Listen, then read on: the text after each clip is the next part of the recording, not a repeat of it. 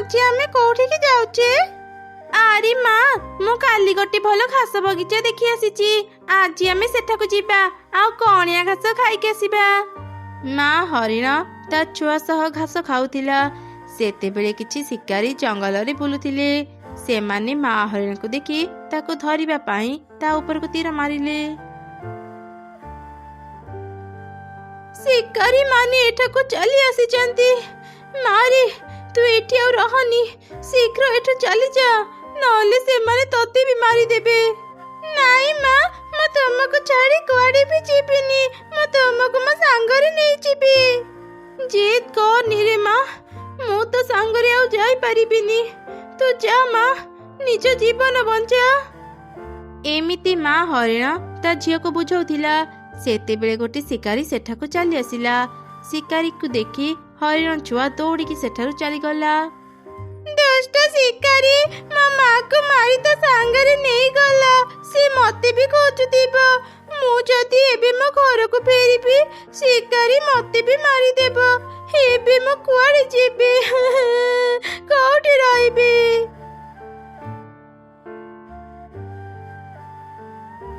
आरे तू तो गोटे हरिण छुआ। मो जानिबारे सबु हरिण माने गभीर जंगल रे रहंती। ताहले तू एठी एकुटिया कोन करूचु? तो माँ कोन तो सांगरे आसी नाहंती? हरिण छुआ कुनी को सबु घटना कहिला। तू आउ कांदनी, चल मो सांगरे। आजिठु तू मो सांगरे मो घरे रहिबो। आमे प्रतिदिन सांगरे खेलिबा आ बहुत मजा करिबा। सतरे तू मते निज घरे रहिबा को देबो। तते बहुत बहुत धन्यवाद सांग। तापरे कुनी हरिण छुआ को धरी निज घर को आसिला।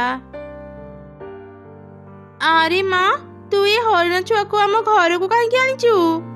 माँ ए हरिण छुआर माँ को शिकारी माने धरी नहीं चंती। एबे जदी से जंगल भीतर को जीव, शिकारी माने याको भी धरी नहीं जीवे। सेथि पाई मो हरिण छुआ को आम घर को नहीं आसीची। आजिठु से भी आम सांगरे रहिबो। आम सांगरे रहिबो माने तू कौन जानिनु? मो अन्यर घरे बासन माजी आम माँ झीकर पेट पोषुची। ए परिस्थिति रे मु ए हरिण छुआ को केमिति खाइबा देबी? माउसी मु तुम घरे किछि भी खाइबिनी। मते भोक लागिले मु बाहर को जाई घास खाई आसीबी। मते खाली तुम घरे रहिबा को दिया, मु आउ किछि भी मागिबिनी।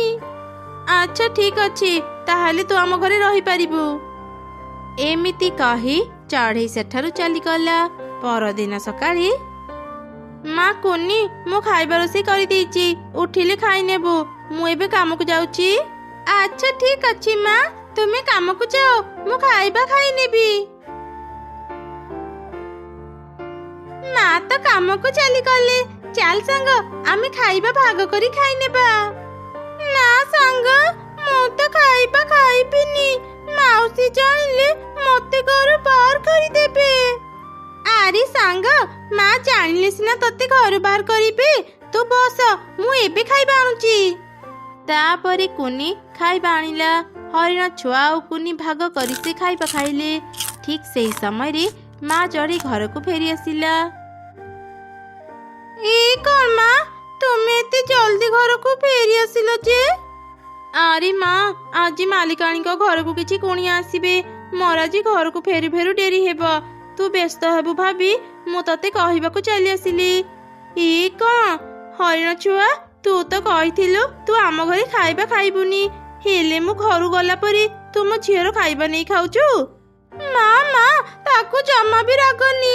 मु ताकू खाइबा देइची, से तो मना करुथिला। माउसी मोर भूल हेई गला। मु सत कहूची, मु कुनीर खाइबा खाइबाकू चाहू नथिली। मु किछि जानिनी। तू निश्चय कुनी को ता खाइबा मागिथिबु, सेथिपाई से तते खाइबा देइची। कुनी तू याकू जोठु आनिथिलु, जा सेई ताकू छाडी आसीबु। मु याकू मो घरे आउ रखि परिबिनी। नाई नाई माँ, आउ थरे सुजोग दियो। मु ताकू आउ मो खाइबा देबिनी। ठीक अछि, मु तते आउ गोटे सुजोग देउची। आउ थरे जदी ए हरिण छुआ आम घरे खाइबा खाइबा, मु ताकू आम घरे रखिबिनी। एमिति कही माँ चढ़ई सेठारु चली गला। कुनी आउ हरिण छुआ बाहर को गले। से माने गोटे गाजर जमी रे पहुंचिले। सांग ए जमी ଜମିରେ ଅନେକ ଘାସ ଅଛି। ତୁ ଏଠି ଖାଇବା ଖାଉଥା, ମୁଁ ପାଖରେ ଖେଳୁଛି, ତାପରେ ଆମେ ଘରକୁ ଯିବା। ଏମିତି କୁନି ଖେଳିଲା। ହରିଣ ଛୁଆ ଗାଜର ଜମିରୁ କିଛି ଗାଜର ପତ୍ର ଖାଉଥିଲା। ସେତେବେଳେ ଗାଜର ଜମିର ମାଲିକ କାଉ ତାକୁ ଦେଖିଲା। ସେ ରାଗି ଯାଇ ଗୋଟେ ବଡ଼ ଲାଠି ଧରି ସେଠାକୁ ଆସିଲା ଆଉ ହରିଣ ଛୁଆକୁ ପିଟିଲା। ବଦମାସ ହରିଣ ଛୁଆ, ଜଙ୍ଗଲ ଭିତରୁ ଆସି ମୋ ଜମିର ଗାଜର ପତ୍ର ଖାଉଛୁ। ଆଜି ତ ମୁଁ ତତେ ପିଟି ପିଟି ମାରିଦେବି। ନାଇଁ ନାଇଁ, ମତେ ମାରନି, ମତେ ଭାରି କଷ୍ଟ ହେଉଛି। ସାଙ୍ଗ କୁଆଡେ ଗଲୁ? ମତେ ବଞ୍ଚା। ଏ କଣ, କାଉ ଅଙ୍କଲ ମୋ ସାଙ୍ଗକୁ କାହିଁକି ପିଟୁଛନ୍ତି? ରହିଯାଉ କାଉ ଅଙ୍କଲ, ମୋ ସାଙ୍ଗକୁ ପିଟନି, ତାକୁ ଛାଡ଼ି ଦିଅ। ପିଟିବିନି କାହିଁକି? ଦେଖେ, ଏ ହରିଣ ଛୁଆ ମୋ ଜମିର କେତେ ଗାଜର ପତ୍ର ଖାଇ ଦେଇଛି। ତାର କିଛି ବି ଭୁଲ ନାହିଁ କାଉ ଅଙ୍କଲ। ମୁଁ ତାକୁ କହିଥିଲି ଏ ଜମିର ଘାସ ଖାଇବା ପାଇଁ। ସେ ବୋଧେ ଭୁଲରେ ଗାଜର ପତ୍ର ଖାଇ ଦେଇଛି। ଏଇ ଥରକ ଆମକୁ କ୍ଷମା କରିଦିଅ, ଆମେ ଆଉ କେବେ ବି ତୁମ ଜମିକୁ ଆସିବୁନି। ଠିକ ଅଛି, ମୁଁ ଆଜି ତମମାନଙ୍କୁ ଛାଡ଼ି ଦେଉଛି, ହେଲେ ଆଉ ଦିନେ ବି ମୋ ଜମି ପାଖକୁ ଆସିବନି, ନହେଲେ ମୁଁ ତମମାନଙ୍କୁ ଜମା ବି ଛାଡ଼ିବିନି। ସାଙ୍ଗ ମତେ କ୍ଷମା କରିଦେ, ମୋ ପାଇଁ ତୁ ଆଜି ବହୁତ ମାଡ଼ ଖାଇଲୁ। ଚାଲେ, ମୁଁ ତତେ ଆଉ ଗୋଟେ ଜାଗାକୁ ନେଇଯିବି ଯୋଉଠି କାହାର ବି ଜମି ନଥିବ। ଏମିତି କୁନି ହରିଣ ଛୁଆକୁ ଆଉ ଗୋଟେ ଘାସ ପଡ଼ିଆକୁ ନେଇଗଲା। ହରିଣ ଛୁଆ ସେଠି ଘାସ ଖାଇଲା। ସେତେବେଳେ ସେମାନେ ଦେଖିଲେ ମିଟୁ ବାହା ହେଇ ଘରକୁ ଯାଉଛି। ଏଇ ଦେଖ ସାଙ୍ଗ, ମିଟୁ ଅଙ୍କଲ ବାହା ହେଇ ଘରକୁ ଯାଉଛନ୍ତି। ତାଙ୍କ ସ୍ତ୍ରୀ କେତେ ସୁନାର ଗହଣା ପିନ୍ଧିଛନ୍ତି ନା। ମିଟୁ ଅଙ୍କଲ ଆମ ଜଙ୍ଗଲରେ ସବୁଠୁ ଧନୀ ଚଢ଼େଇ। ତାଙ୍କ ଘରେ ଅନେକ ସୁନାର ଗହଣା ଅଛି। ସାଙ୍ଗ, ତୁମ ଘରେ କଣ ସୁନାର ଗହଣା ନାହିଁ? କଣ କହୁଛୁ ସାଙ୍ଗ? ଆମେ ଠିକରେ ଖାଇବା ପାଉନୁ, ସେମିତିରେ ଆମେ ସୁନାର ଗହଣା କେମିତି କିଣିବୁ? ସୁନାର ଗହଣା କିଣିବାକୁ ହେଲେ ଅନେକ ଟଙ୍କା ଲାଗେ। ସାଙ୍ଗ, ତୁ ଗହଣା ନେବୁ? ମୋ ସାଙ୍ଗରେ ମୋ ଘରକୁ ଚାଲେ। ଆମେ ଯୋଉ ଗୁମ୍ଫାରେ ରହୁଥିଲୁ ସେଠି ଅନେକ ସୁନା ଗହଣା ଅଛି। ହେଲେ ତମେ ମାନେ ଏତେ ସୁନାର ଗହଣା କୋଉଠୁ ପାଇଲ? ଦିନେ ମୁଁ ଆଉ ମୋ ମା ଜଙ୍ଗଲରେ ବୁଲୁଥିଲୁ, ସେତେବେଳେ ଆମେ ଗୋଟେ ସୁନାର ଗହଣା ବାକ୍ସ ପାଇଲୁ। ମା ସେ ଗହଣା ବାକ୍ସ ଆଣି ଆମ ଘରେ ରଖିଛନ୍ତି। ସତରେ ତୋ ଘରେ ଅନେକ ସୁନାର ଗହଣା ଅଛି? ତେବେ ଚାଲ, ଏବେ ହିଁ ତ ଘରକୁ ଯିବା। ହେଲେ ଶୁଣ, ଟିକେ ସାବଧାନରେ ଯିବା। ଶିକାରୀକୁ ଯଦି ରାସ୍ତାରେ ଦେଖିବା, ଆମେ ଶୀଘ୍ର ସେଠାରୁ ଚାଲି ଆସିବା। ଏମିତି କଥା ହେଇ ସେମାନେ ହରିଣ ରହୁଥିବା ଗୁମ୍ଫା ପାଖକୁ ବାହାରିଲେ। କିଛି ସମୟ ପରେ ସେମାନେ ସେ ଗୁମ୍ଫାରେ ପହଞ୍ଚିଲେ। ଆରେ ବା ସାଙ୍ଗ, ତୋ ପାଖରେ ତ ଅନେକ ସୁନାର ଗହଣା ଅଛି।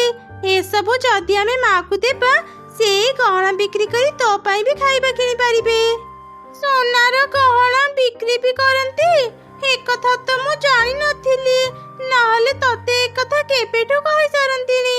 ଚାଲ ତାହେଲେ, ଏ ସବୁ ସୁନାର ଗହଣା ନେଇ ଏବେ ତ ଘରକୁ ଯିବା।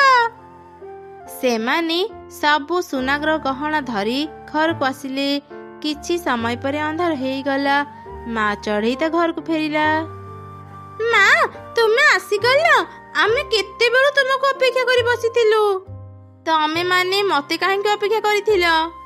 ମା, ଏ ବାକ୍ସକୁ ଖୋଲ। ଏ ବାକ୍ସରେ ଅନେକ ସୁନାର ଗହଣା ଅଛି।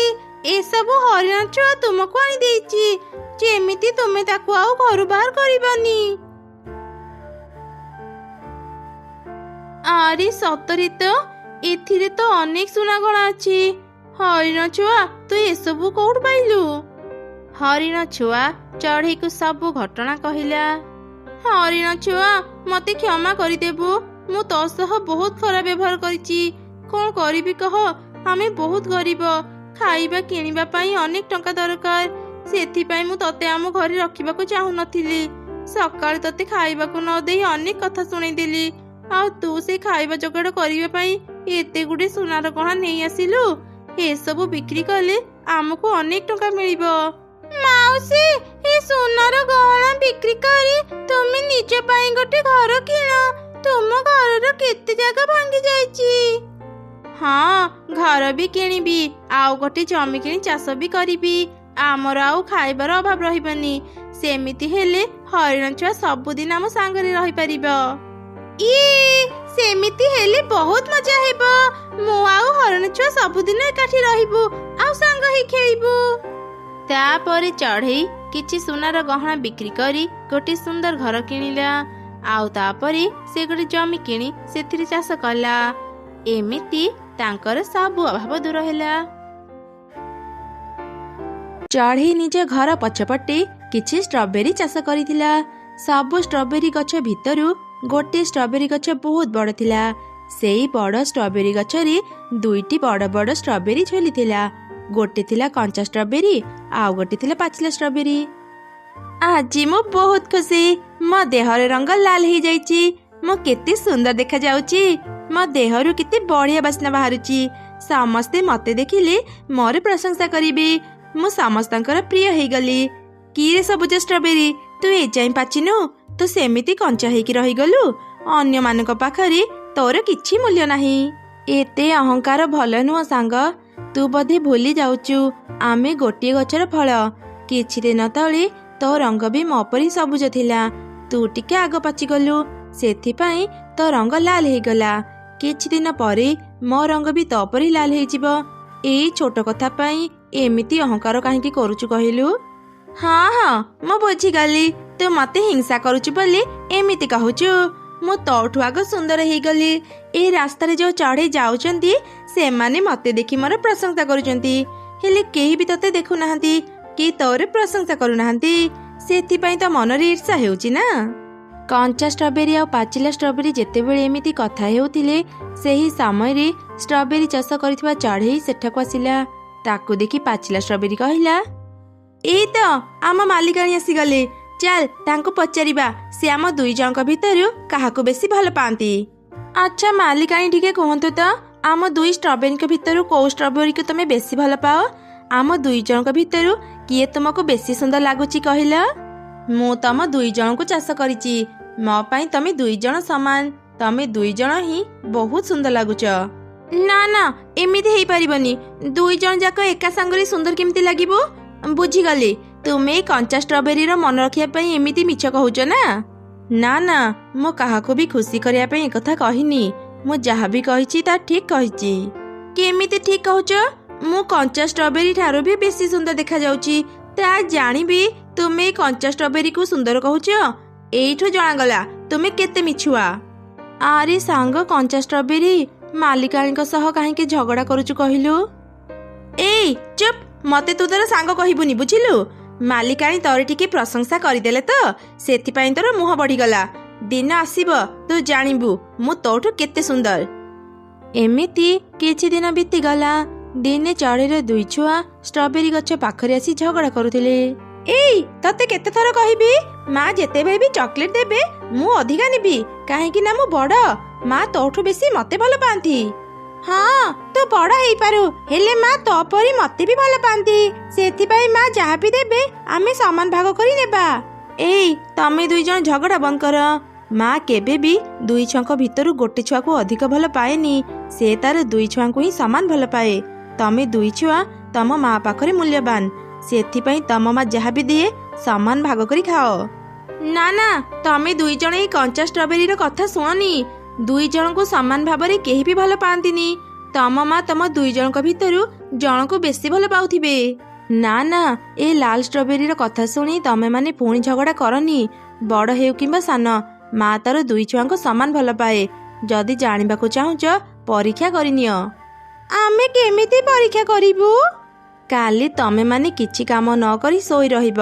ତାପରେ ତମେ ମାନେ ଜାଣିପାରିବ ତମ ମା କାହାକୁ ବେଶୀ ଭଲ ପାଏ। ପରଦିନ ସକାଳେ ଦୁଇ ଚଢ଼େଇ ଛୁଆ ଶୋଇ ରହିଲେ। ସେମାନେ ବିଛଣାରୁ ଉଠିଲେନି।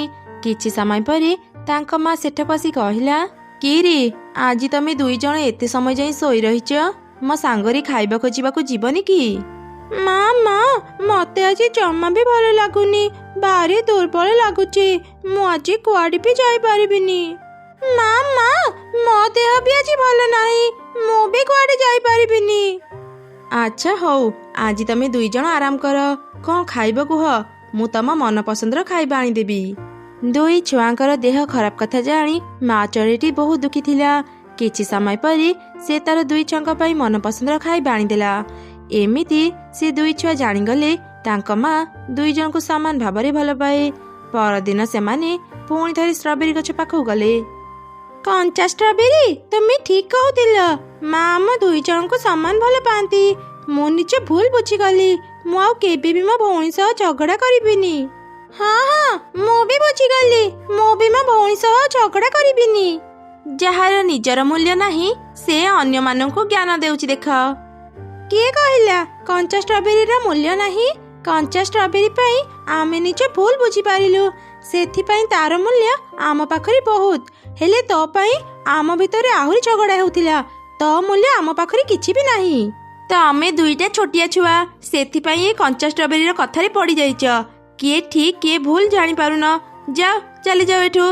ଏମିତି ସେ ଦୁଇ ଚଢ଼େଇ ଛୁଆ ସେଠାରୁ ଚାଲିଗଲେ। ପରଦିନ ସକାଳେ ଲାଲ ଷ୍ଟ୍ରବେରୀ କଞ୍ଚା ଷ୍ଟ୍ରବେରୀକୁ କହିଲା, ମୁଁ ତୋ କଥା ବୁଝିଗଲି। ସୁନ୍ଦରତାରେ ତୁ ମତେ ହରେଇ ପାରିବୁନି, ସେଥିପାଇଁ ଚାଲାକି କରି ଅନ୍ୟମାନଙ୍କୁ ମିଠା କଥା କହି ନିଜ ଆଡ଼କୁ କରିନେଉଛୁ। ମୁଁ ଏମିତି କରୁନି ସାଙ୍ଗ, ତୁ ମତେ ଭୁଲ ବୁଝୁଛୁ। ମୁଁ ତୋର ଶତ୍ରୁ ନୁହଁ। ଏଇ, ତତେ କେତେଥର କହିବି ତୁ ମୋର ସାଙ୍ଗ ହେବାକୁ ଯୋଗ୍ୟ ନୁହଁ। ମତେ ଆଉ ଦିନେ ବି ସାଙ୍ଗ କହିବୁନି। ଦୁଇ ଷ୍ଟ୍ରବେରୀ ଯେତେବେଳେ ଏମିତି କଥା ହେଉଥିଲେ ସେ ରାସ୍ତା ଦେଇ ଏକ ଚିଲ ଛୁଆ ଯାଉଥିଲା। ଏତେ ବଡ଼ ବଡ଼ ଷ୍ଟ୍ରବେରୀ ଦେଖି ସେ ସେଇ ଗଛ ପାଖକୁ ଆସିଲା। ଆରେ ବାପ ରେ, ଏ ଷ୍ଟ୍ରବେରୀଟା କେତେ ବଡ଼!